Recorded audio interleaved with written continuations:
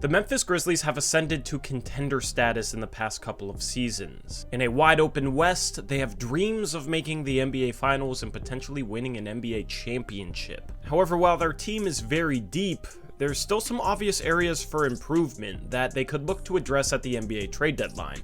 This is the trade deadline preview for the Memphis Grizzlies, our 5th trade deadline preview, a series where we look at each NBA team as we head into deadline day.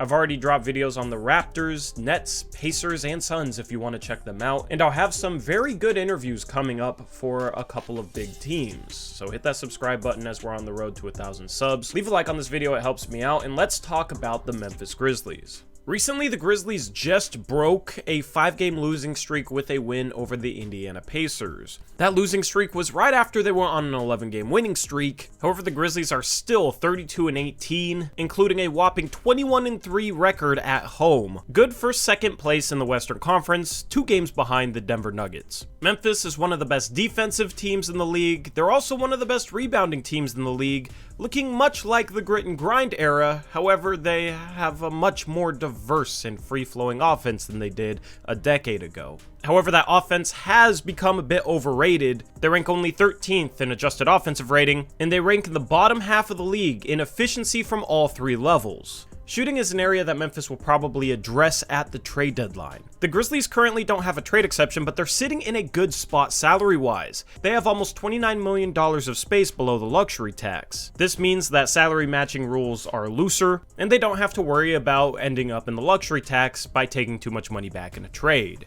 All they have to worry about is matching salaries in order to make things work. Now let's take a look at the Memphis Grizzlies payroll. Ja Morant is in the 4th year of his rookie contract. He'll be making a max next year. And Jaren Jackson Jr. is actually the highest paid player on the team. Second highest paid player is Steven Adams. However, he cannot be traded this season as he recently signed a contract extension. That's an almost $18 million trade chip that is taken out of play for the Grizzlies in order to match salary.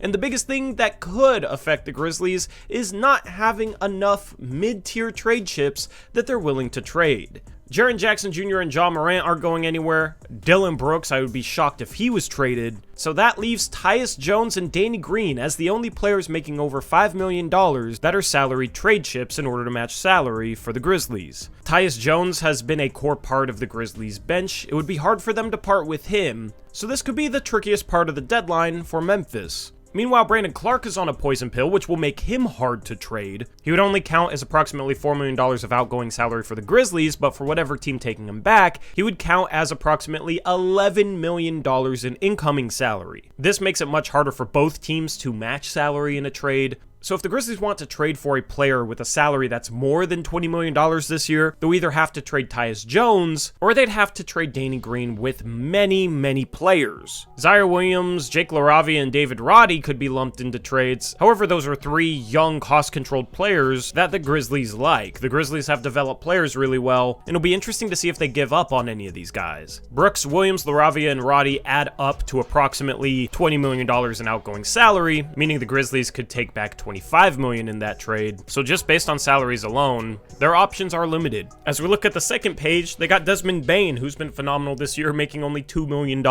When you can have an elite top 5 backcourt that's making a combined $14 million, it puts your franchise in a really good position. Now let's look at the draft pick situation for the Grizzlies. They haven't traded away a future first, meaning that they could trade up to 4 of their own future firsts, abiding by the Stepien rule. And they also have a 2024 first-round pick from Golden State that's top 4 protected in 2024, protected for only the first pick in 2025, and then becomes unprotected in 2026. With that extra asset on top of some of the young players that the Grizzlies have, Memphis could put together a pretty good package for a team looking to hit the reset button. They also have a decent amount of second-round picks that they can put in play, and Memphis's pick situation is optimal. Now, since we don't have an interview for this video, I'm going to talk about a couple rumors, then I'll get into trade ideas. One player that the Grizzlies have been linked to is OG Anunoby. Michael Scotto of Hoops Hype says that there's been some speculation from a few rival executives that the Memphis Grizzlies could make a run at OG Anunoby. There's also a report that the Raptors got 3 first-round picks offered for Anunoby that they obviously haven't taken, but Anunoby makes a ton of of sense for a young, competing Grizzlies team as somebody that could potentially help them contend, as well as fit a futuristic timeline. Anunoby is likely the biggest name on the market this year. I had an interview with Samson Folk of Raptors Republic in my Raptors trade deadline preview. If you want some more information on OG Anunoby or the Toronto Raptors, check out that video.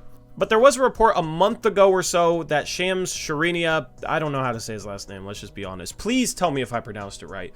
But Shams, as we all know him, said that he thinks the Memphis Grizzlies will make a big splash at the trade deadline. They'll be making big moves to try and upgrade their team. So if it's not OG Anunoby, it'll be interesting to see who the Grizzlies go after. That's all I got as far as Grizzlies rumors so far. Obviously, there will be more rumors between now and trade deadline day. So with that, let's head into trade idea number 1. The Grizzlies receive OG Anunoby, they trade Danny Green and Zaire Williams to match salary, and then they trade 2 first-round picks, including that Golden State first, as well as their own protected 2023 first, which will convey because they're obviously going to make the playoffs. And then they trade 2 second-round picks on top of that, because their first-round pick and Golden State's first-round pick next year probably aren't going to be that great of first-round picks. However, Zaire Williams is a pretty good young player to lump into things that the Raptors might value over a third first-round pick. If the Grizzlies want OG Anunoby and was that mystery team that offered 3 first-round picks for him, then maybe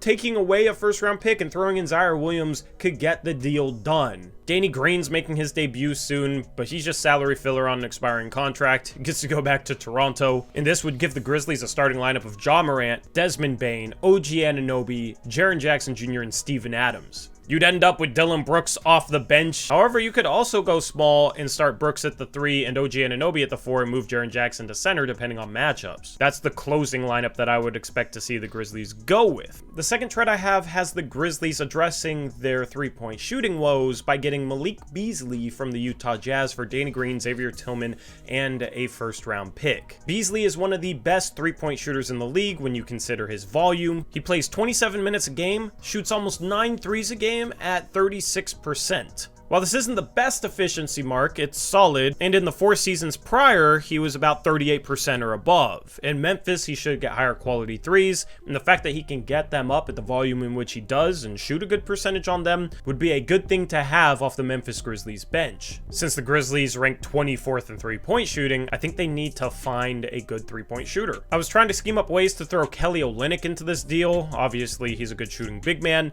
Maybe instead of Malik Beasley, you have Kelly Olynyk coming back the Grizzlies' way to provide them shooting at a center spot. The Jazz obviously got a couple guys that could help the Grizzlies with their three-point shooting. And then I want to show this next trade just to show that it is possible to trade Brandon Clarke's poison pill contract. In this trade, I have the Grizzlies trading Brandon Clarke and 2 second-round picks for PJ Washington and JT Thor, who's thrown in there to match salary on the Hornets end. As you can see in this trade, both teams have incoming salary that's about $3 million more than their outgoing salary, meaning both teams barely match. That is due to Brandon Clarke's poison pill contract. And in general, this is kind of a weird trade, but for the Grizzlies, it makes sense. You swap out Clarke for PJ Washington, who's a better three-point shooter, who can obviously help the Grizzlies there, and then he's a solid defensive player. Now he is due for a contract extension. That is maybe why the Hornets would look to move off him for Brandon Clarke. But with the Grizzlies' payroll in great shape, I could see the Grizzlies being comfortable paying PJ Washington.